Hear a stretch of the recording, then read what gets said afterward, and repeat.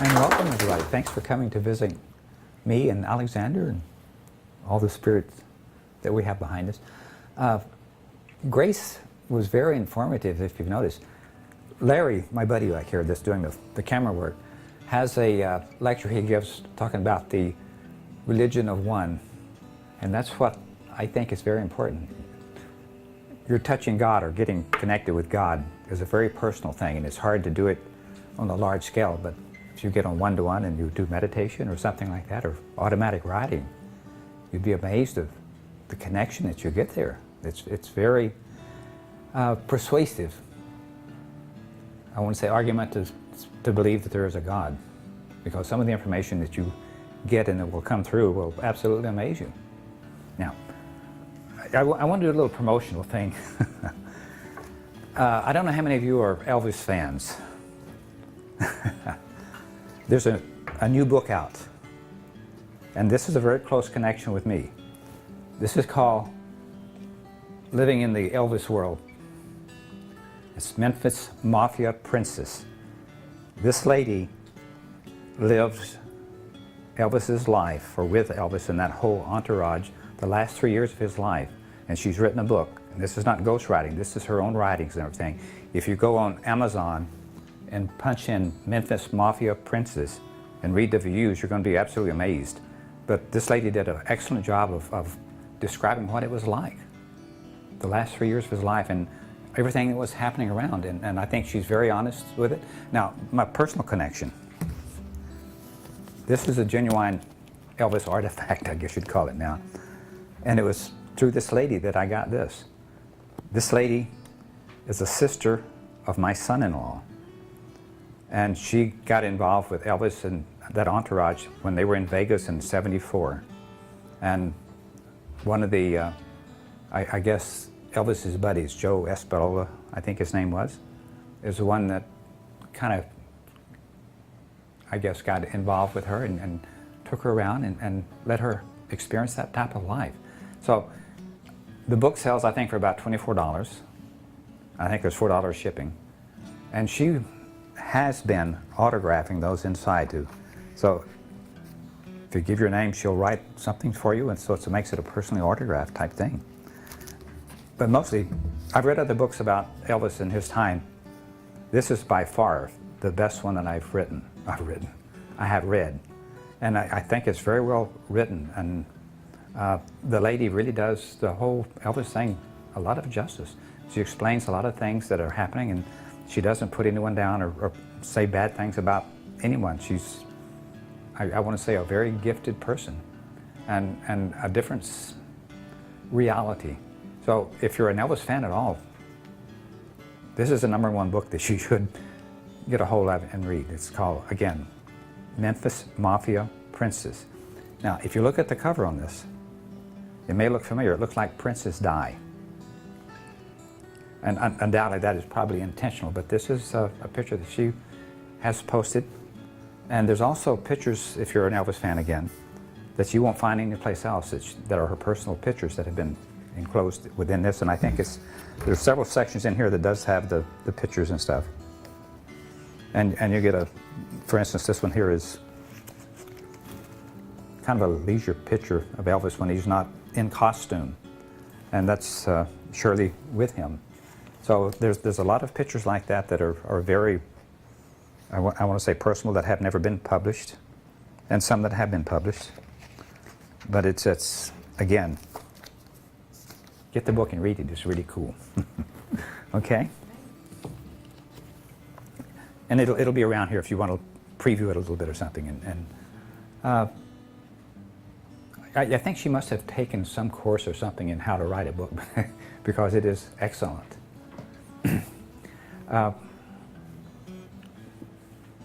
One of the things that I like to play with is Alexander, and I'll keep this fairly short. We try to do a weekly blog, and it's posted on the website. And lately, Alexander's been playing with 3 or 4 different items. And I think he was going to combine a lot of that stuff and try to keep it fairly short. And I was up to about 2:30 this morning writing lyrics for a song. If you've had that experience, you might as well get up and write it down, because you're not going to go back to sleep until you have it down, because it keeps running through your head and running through your head.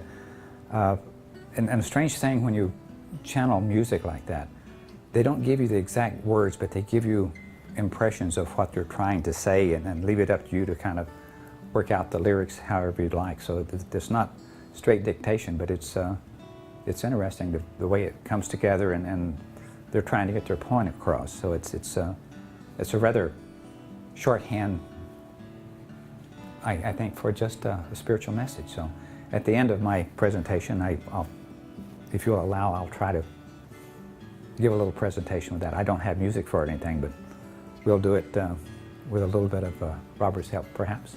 Okay? Now, I've been channeling Alexander for 30 plus years, probably. And what I find fascinating about it never seems to get old, and always is like an evolving of ideals and principles and this type of thing. So I want to bring him in and let him give you some overall views that perhaps you haven't seen or haven't been privileged to. He seems to be standing back far enough where he can kind of see the big picture, I want to say it. And we get so involved with our daily tasks and routines that we only see what's right in front of us. And, you know, the emotions we go through, and the dramas and conflicts. But if you stand back far enough, I think you can get a different picture of what's really going on. So I'm going to ask him to include a little of that today, and hopefully you'll find that interesting at the very least. So let me bring Alexander in, and we'll have him do his thing, as I say.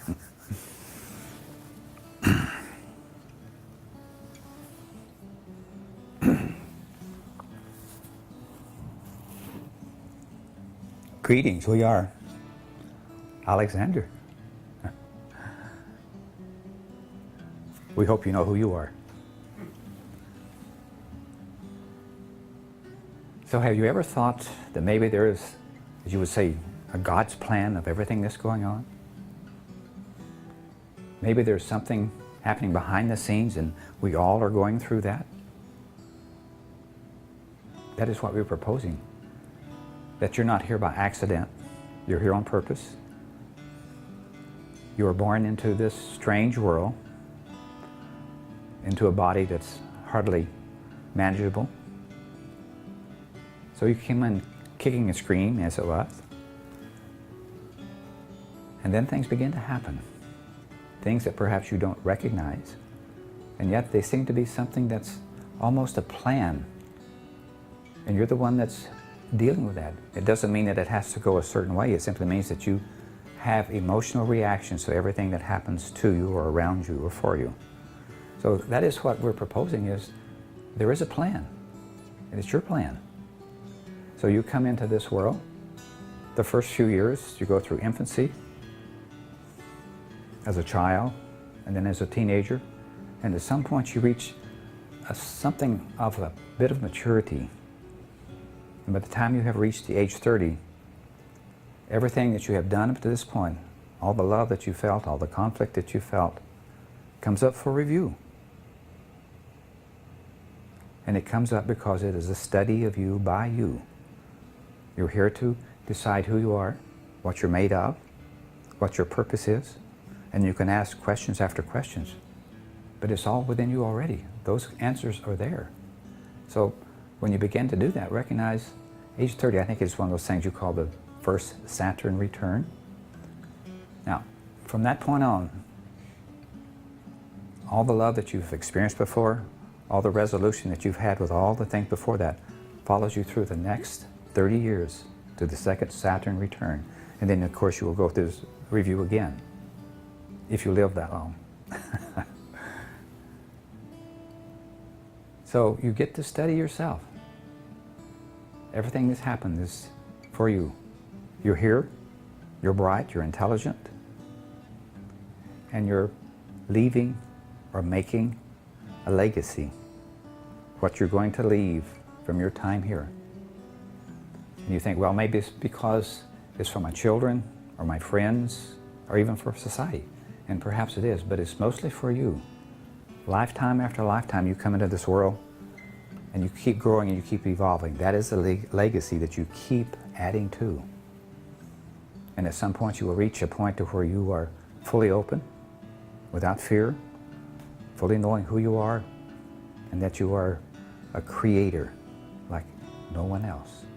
That you are unique, and you're here to do, quote, your thing. So that is what's so amazing about you. Everyone is different. No two of you are here to do the same thing or be the same thing or have the same experiences. But you're here to have that experience, that one-on-one with your higher self or with God or with mass consciousness. Now, we recognize that you come into this world and you think you're an independent, that you're not influenced by anything, and perhaps you have no ability to influence anything else. But what we have to tell you, every thought that you have influences the mass consciousness, and vice versa. Mass consciousness influences you. It influences how long you're going to be here, how you perceive life, and how you will change it. So you're in the process of growing and changing, and that is your legacy. How will you be when you leave this plane? So this is a growing or an evolution process. It is your plan, it is God's plan, and it is unique to you. So the next question is, there a plan for everyone? And we have to tell you, everyone has an individual plan. This is who you are, what you're doing, what you're evolving. Everybody has the same prerequisites to get from here to where you're going. And the thing is, it all comes together in the end. Your path is unique to you. It doesn't have to be what someone else is doing. You're perfect. You're complete. You're whole. You need nothing else. You are this creator, this consciousness that is part of everything that exists. Now, is that not fascinating? That you have a plan, that none of this is by accident? You're not imprisoned. You're not forced to be here. You chose this experience. Out of all the things that you could do and be in the place to do it, you chose this time and space because it is a time of change, and you have decided to be a pioneer, a lighthouse, someone that makes a difference. So you think this life is not important to you, not important to where you're going?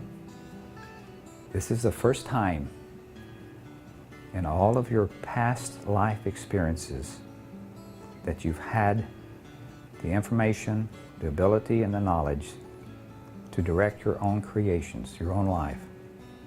Every time before, you were like a third world country involved with wars and battles. You were slaves, you were conquerors, you were involved with dramas, and all of a sudden you find yourself in a place where life is honored, where you're honored, where you can do pretty much what you wish to do. It doesn't mean it's perfect, but it means it's growing and evolving, and you're part of that evolvement. You are that is changing mass consciousness. You are that is changing societies like never before. So, how are you doing? Have you studied yourself? Do you look back and see what has happened in your life and recognize that everything happens for a purpose, on time? Do that. You're going to find this absolutely amazing. There's this thing that you call synchronicity, perhaps, or this bringing together of all your energies, lifetime after lifetime after lifetime. And the strangest thing about it is, you leave one lifetime and go into the next, and you think, this is the first time I've ever existed. And yet we can look at you and tell you, we see you doing this life in this lifetime. And we see you projecting into the future of things that you wish to do. And it is like a movie. You are not invisible, but you are unique. And this that you present as a physical being has a similar look as you go back in time. If you were female in this lifetime, you most likely have spent the majority of your lifetimes as female. And if you're male, then you most likely have been one of these warriors, one of these macho beings that wish to conquer the world. And yet you're here trying to change not just your image, but your thoughts, your ideas. When you pass from this world, what's the saying? You can't take it with you? But the only thing that you do not take is the physical body and the physical things. This that you are, your memory, your consciousness, your likes and your dislikes, are going to show up in the next lifetime. In the next lifetime, it is you. Nothing has changed except you've changed clothes and you've come back with a tiny package and you've decided to play again. But this lifetime is important because of the changes that you are creating. This is, again, the religion of one. You see, you do not have to change anyone else. This is all about you. But it's like 1 + 1 + 1 + 1. And soon you will find that everyone is being influenced. You get 100 people that believe a certain thing, it influences mass consciousness. And if it is love-oriented, look what you have accomplished. Great things. Okay? Now, we have been persuaded that there are little notes that this one needed to have, so let me see if we can locate those, wherever he's done with them. He is wishing to include several different things on his topic.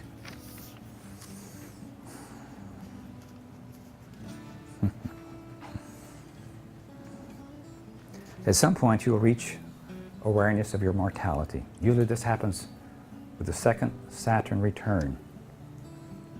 So you have to decide what you have accomplished. What was your purpose for being here? And when you've reached that point of mortality, you will find that you will have friends and acquaintances around you that are stepping through the other side. So your eternalness and your invincibility that you felt when you were a teenager perhaps comes to mirror back to you. Your body changes, you age.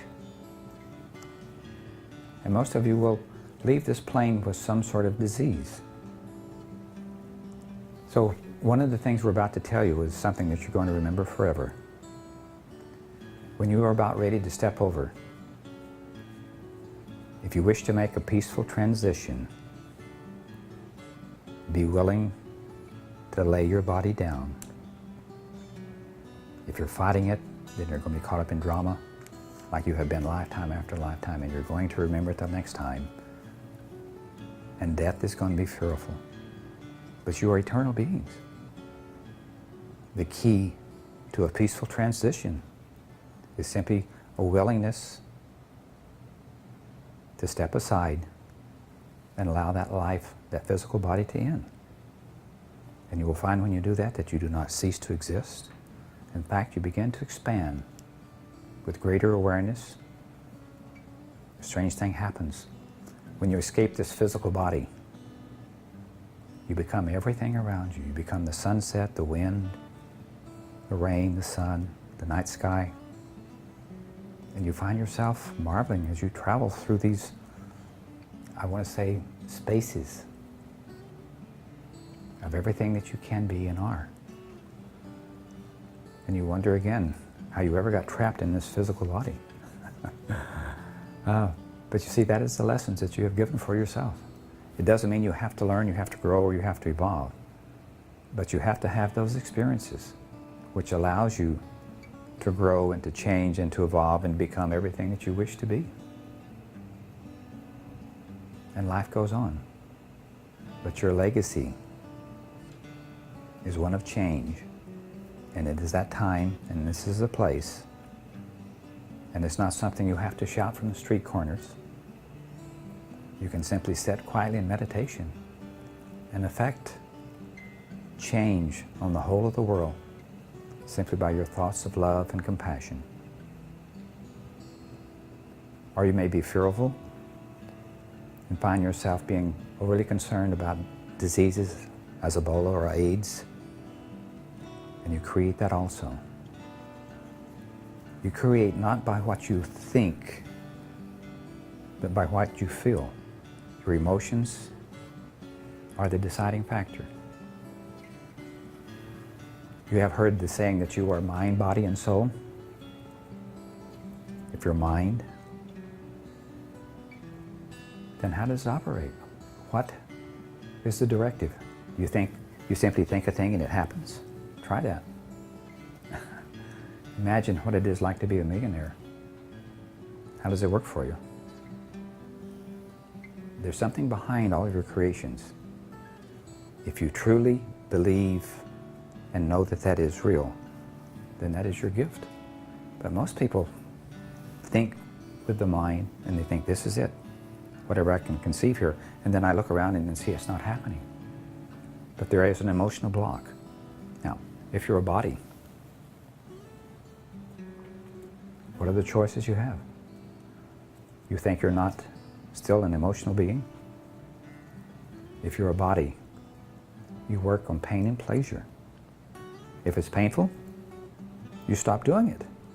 If it's pleasurable, then it's party time. You keep doing it over and over again. So your body wishes to have a pleasant experience. It wishes to love what it's doing. And if it's painful, you do everything to avoid it. How about spirit? This that you are, this that is on a different plane. You think it is not emotional?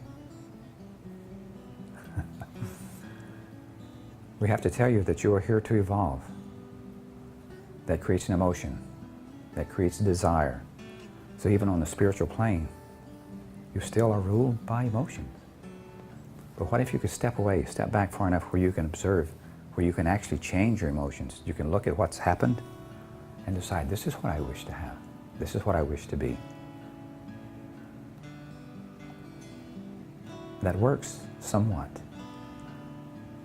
But what if you could step back and love all of your experiences? Then what do you get? Exactly what you wish for, what you love. If you love abundance, it's yours. Whatever you want. The emotions rule that. Everything you can think, everything that you do, the emotions rule that on all planes of existence. So you do not escape simply because you leave this body behind with this pain, pleasure, emotional roller coaster that you go through that creates dramas, and yet it creates experiences that you are here to enjoy. You came into this world to be happy, to enjoy.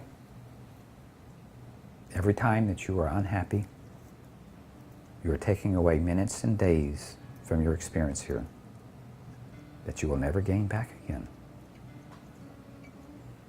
So if you wish to live to be as you would say, a ripe old age, enjoy life. Love what's happening. Everything always happens for you. Even the accidents that you have on your streets, the conflicts, they're happening for you. So that you can choose whether or not you like it or dislike it. Again, pain and pleasure. Emotional roller coasters that you're here to change. Change your mind, change your relationship, change your awareness of what love is. That is your experience. To experience love and all of its greatness, I would say to you. Now, if you're here and you have this God plan, this is what you're here to do, how do you know you're doing it? How do you know you're not? How do you know? How can you check and see if you are having the experiences you're supposed to have? If it's already planned, it is already happening for you. Your only resolution is decide to love it or not.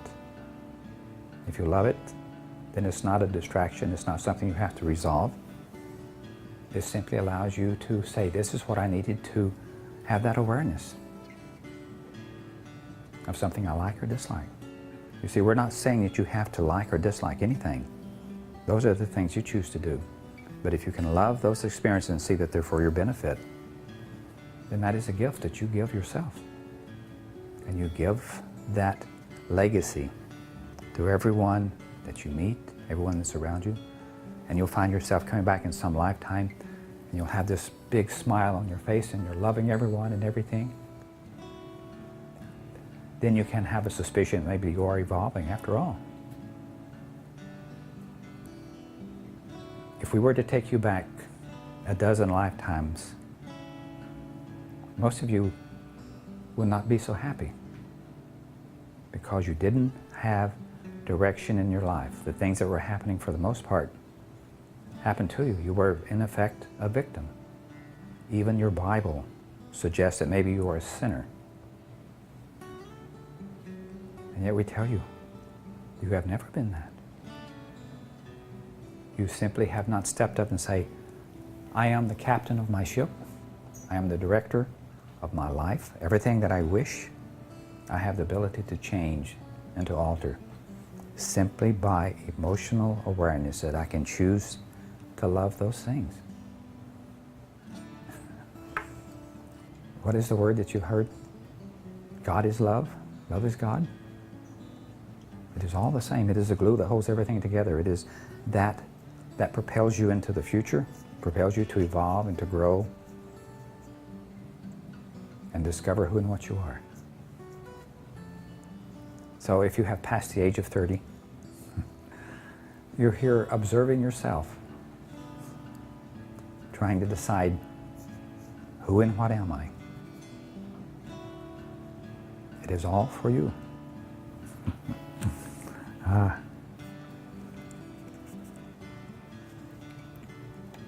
So we have suggested to you that you have the ability to leave this world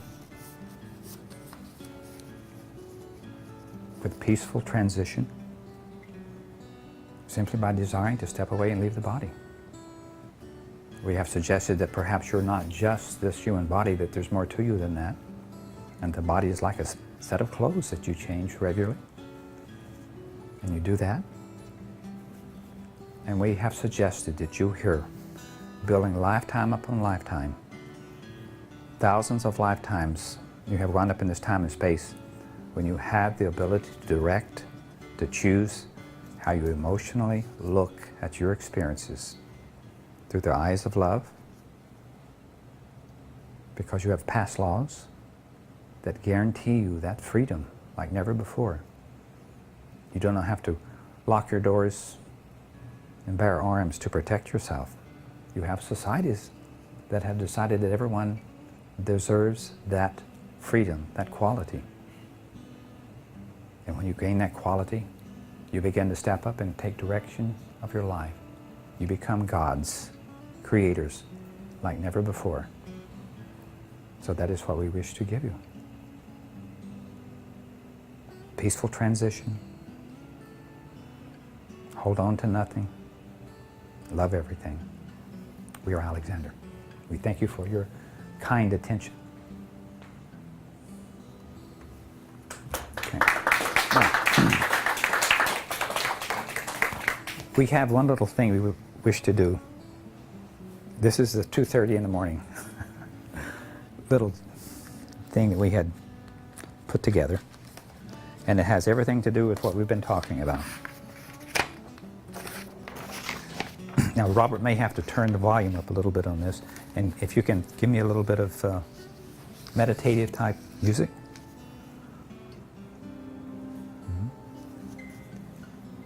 And if you like, you can close your eyes and see what it feels like. Because on this one page, everything we have talked about is here. This is called Lay Your Body Down. It's a strange world into which newborn, wondering why we're here in this human form. The early years roll so slowly by without answers. We keep asking why. Seems life is shaped by such mysterious things we can't predict,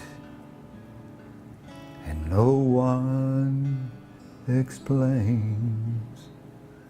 But through all these ups and downs, courage to go on is somehow found.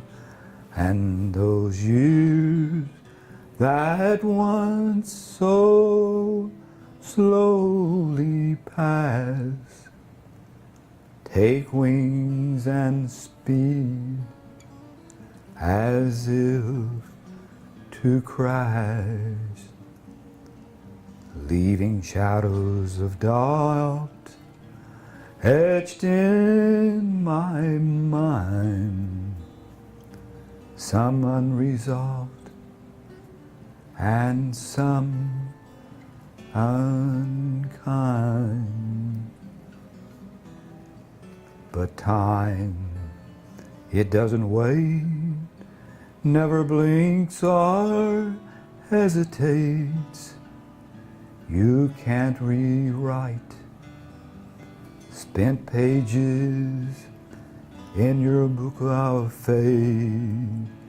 And as I stand outside of heaven's gate, hoping love will somehow be my saving grace, I'm asking the angels, please take these hands and lift me up. Help me to stand so I may lay this body down, peacefully lay this body down. God grant me the wisdom to finally understand my mistakes and heaven's glorious plan as I lay this old body down. At last I lay this body down.